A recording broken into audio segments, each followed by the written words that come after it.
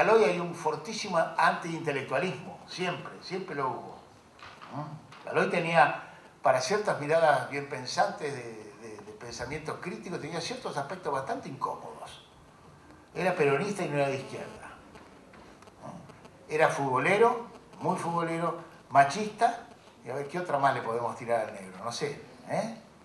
Era bastante incorrecto en 3 o 4 cosas que para ciertos pensamientos eran sospechosas. Como toda forma de cultura popular bastante desatada.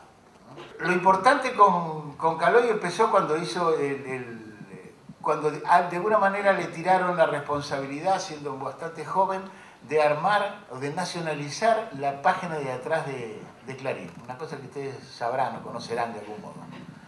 La página de atrás de Clarín tenía historietas, pero en la mayoría de esas historietas, estamos hablando de principios de los años 70, unos años muy particulares, 71, 72, 73, que para el humor argentino son muy importantes. En 2 años, toda esa página de atrás dejó de ser un lugar donde se volcaban las cosas que sobraban en el diario, las cosas que no se sabían dónde poner, las ponían en la página de atrás, para hacer de algún modo otra cosa. Empezó a hablar de lo mismo que hablaba la tapa, pero en otro registro. Es decir, fue un espacio de opinión, de mirada sesgada, a veces no necesariamente coincidente con el mensaje de la tapa. Es decir, esa fue la novedad. La originalidad del aporte de él fue precisamente esa cosa transgresora, informal, que la tuvo incluso respecto de su propio trabajo. Es decir, él tuvo una idea y después al poco tiempo cambió esa idea. Tuvo la valentía, que no todos los creadores tienen, de romper aquello que había armado. Es decir, empezó la tira con una idea y en el recorrido, andando, dejó que las cosas fluyeran, mató lo que no servía, recortó y se fue quedando con otras cosas.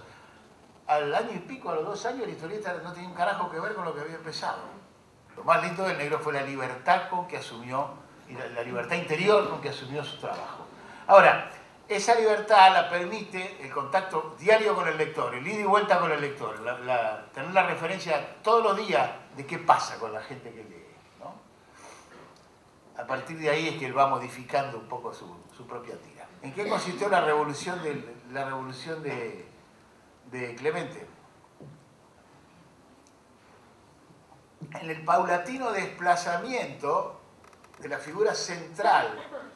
Primero desapareció Bartolo, después desapareció el tranvía.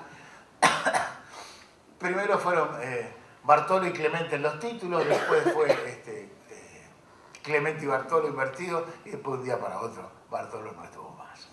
Lo que hizo notablemente Caloi fue trasladar el protagonismo paulatinamente a este personaje que nació sin voz y con un papel secundario y representando la irracionalidad. Ese sin voz, secundario y racionalidad se convirtió en protagonista.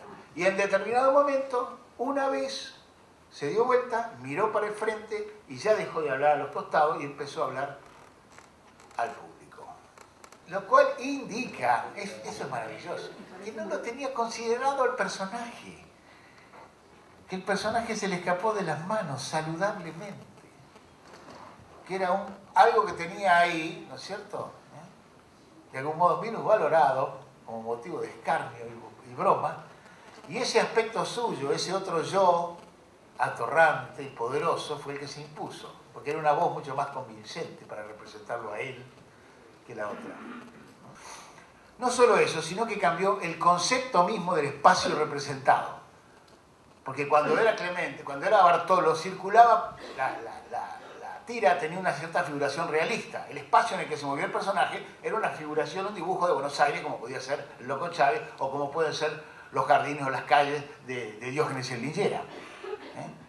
No, paulatinamente el protagonismo de Clemente fue convirtiendo la tira como un espacio virtual. ¿Dónde está? Está en el diario. ¿En qué espacio está? En unos cuadraditos virtuales. Ese cuadro no representa ningún espacio real, sino que es un espacio, como el espacio teatral, un espacio convencional donde puede ser cualquier cosa. La diferencia con que se encuentran esta generación de humoristas gráficos es que encuentran un público receptivo y una crítica y una mirada desde la cultura diferente de la anterior. ¿Por qué? Porque el concepto de cultura o el concepto de producción intelectual, etcétera, se ha ido modificando, ¿no? Se ha ido flexibilizando, ¿no? En ese sentido, digamos, hemos acompañado la trayectoria o el desarrollo de los humoristas gráficos con una crítica que los acompañó, que los valoró, que los consideró, que los ubicó, que los sacó en la foto, ¿no? Cosa que habitualmente en otros momentos, por lo que es el desarrollo y los cambios en el concepto de la cultura, no sucedía. El humor de Tute es un humor muy saludablemente reflexivo, intelectual, sensible por otro lado. Tiene muchas cosas de uno de los aspectos del humor de su padre. No tiene la cosa torranta que tenía el viejo, este es mucho más. Bueno, también pobre trabaja en la Nación, es otra cosa, ¿no?